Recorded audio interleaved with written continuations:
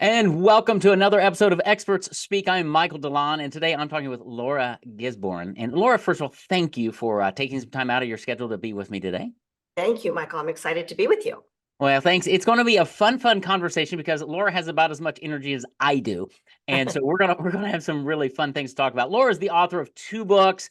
She's been featured on ABC and CBS and on national TV.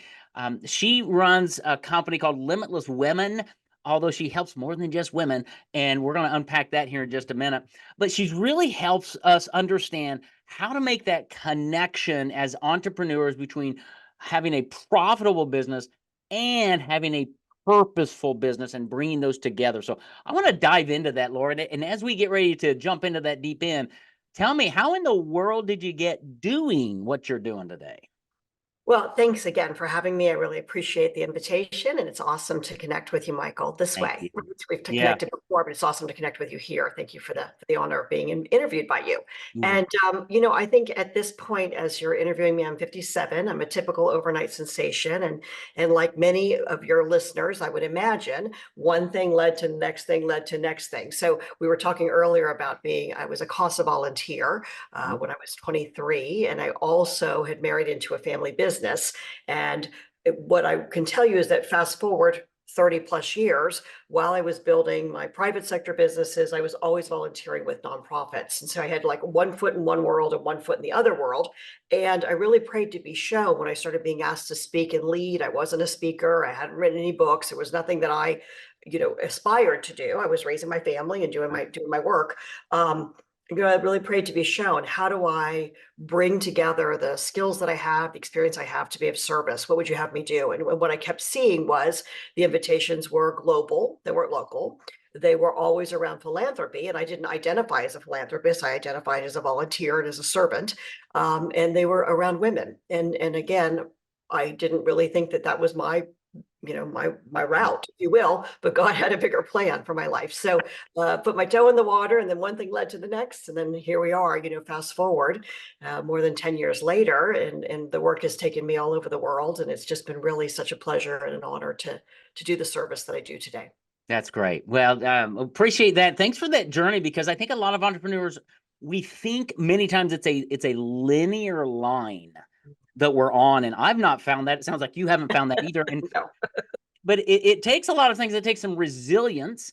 It Mhm. takes a lot of prayer and calling out to God. I take a lot of walks around the block and just have Yeah. those conversations with the Lord. But it also takes an understanding of hearing back from God, hearing back from others to go, oh, I didn't really think about that, but let me lean into that a little bit, unpack that of how, as you walked it out, Yeah. maybe you got some insights or some direction of how did you clarify this whole thing? Well, I feel like God speaks to us in opportunities and in synchronicities. So Mm, I think it's often that we'll be shown something, and if we're aware and we're paying attention, that's what I feel like is kind of our work. Our job is to pay attention. The opportunity will show up, and maybe we pay attention, maybe we don't, and yeah, then maybe it's going to show up again. It's going to show up again. But at some point, if we don't really, I think, grab those things that are available for us, it goes to somebody else. yeah, He'll use someone else to do the work that he needs to do.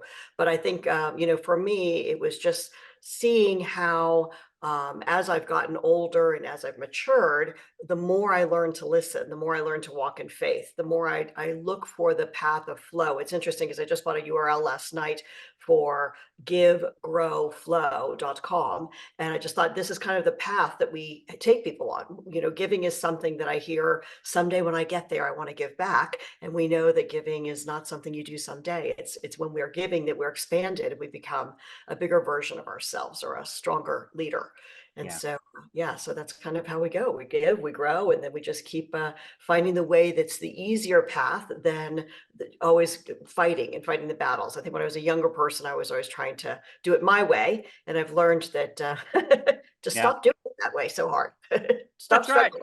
Yeah. Yeah, no, that's good. And on the whole generosity, giving, philanthropy, that thing, I've got a phrase that I use for myself, but I think it works with everybody. Is it's not about the money you have, it's about, does your money have you?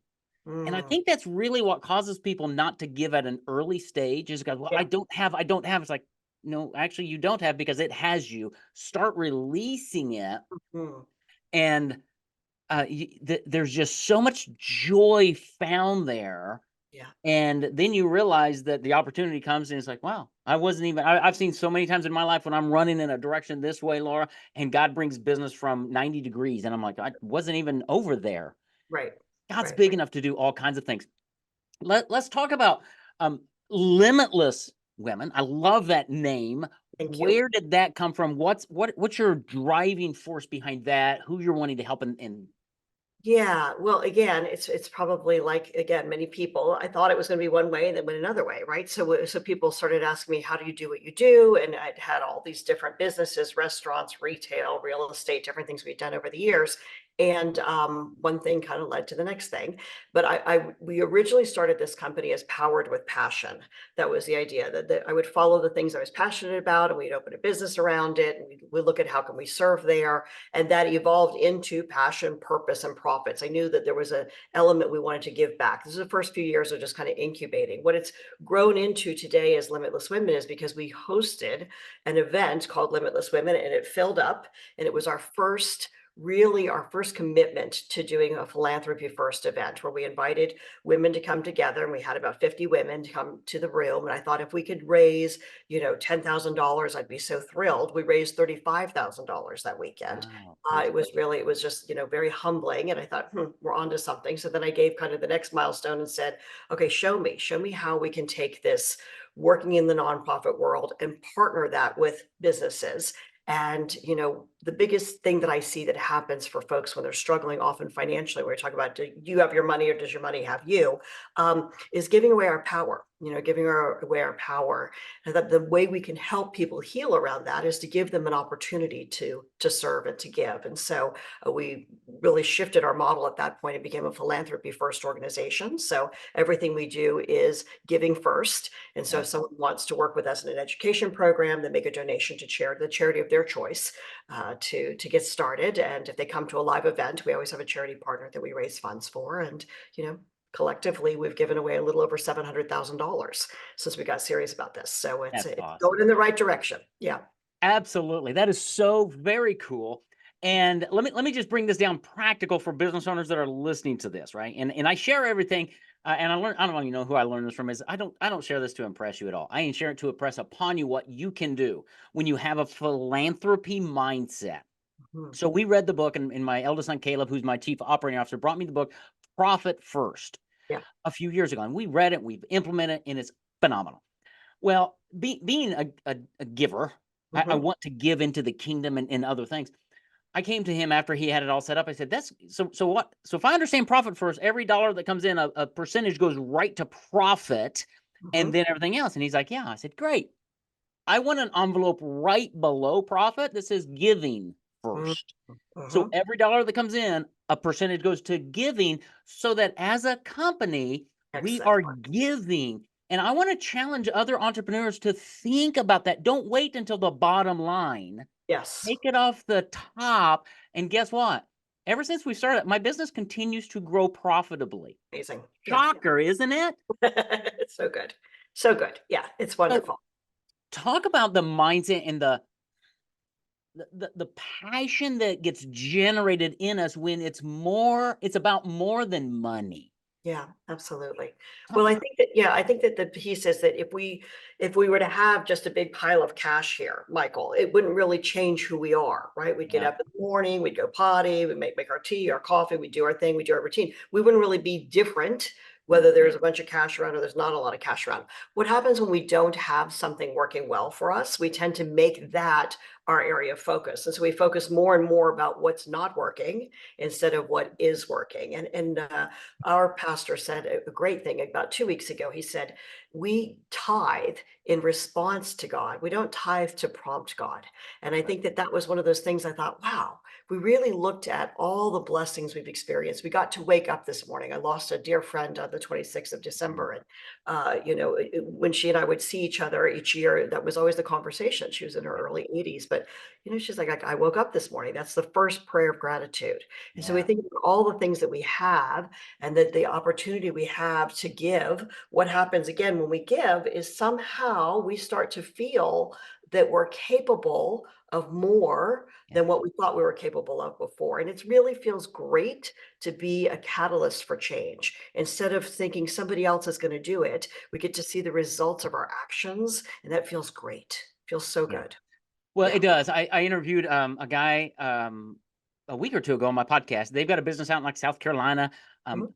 uh, pay when you swipe your credit card, the paying the behind the scenes thing. That's what they do as Yeah, a yeah, yeah. Like credit card processing guys. yeah. There you go. That's it. Yeah. Credit card. Yeah. But they started their business years ago, all based on this idea of giving, and they've connected it back with not only their team members but Mhm. their clients, and they will give some of the money back to the clients fund wherever they want to give. And they said it's just changed the impact, the dynamic of who we are and how people work with us, because they know it's about more than money. It's not about, it is about profit, but it's not, Right. right?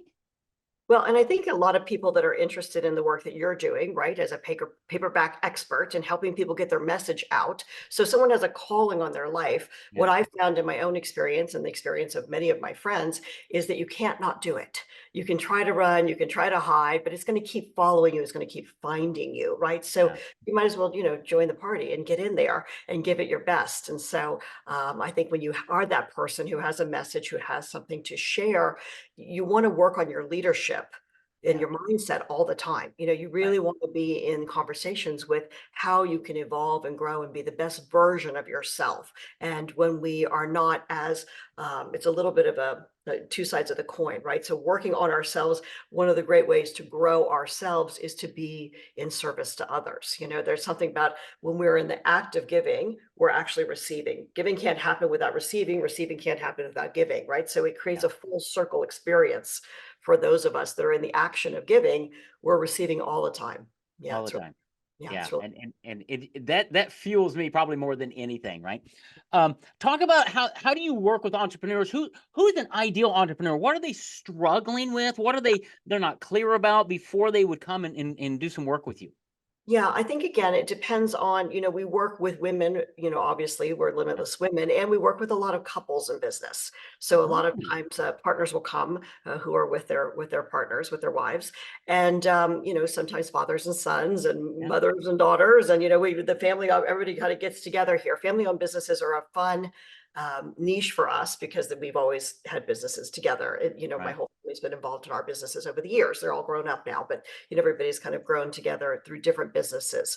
And what does an entrepreneur struggle with? I think it depends on where they are in their journey. So if someone's an emerging entrepreneur, what they've got often is a lot more time than they have resources as far as dollars and cents. So they have to be creative, right? They have to figure out how to use their skill sets and get themselves going. When someone starts getting profitable and they start having proof of concept and their business is flowing, what they then run into is they don't have a lot of free time. They've got resources, but they got to figure out how to maximize the hours that they're working, and also remember to keep strong boundaries and healthy boundaries for the things that matter. So having a business that's mission focused and really a business like you were talking about, these guys in South Carolina, I think you Yeah. said, um, it's such a win for everyone. It's a win for the leadership, right? For the founders. It's a win for the clients and customers because they get to be aligned with, a community and organization they feel excited about. And it's a win for the team Yes. Very because much people so. get to live their expression.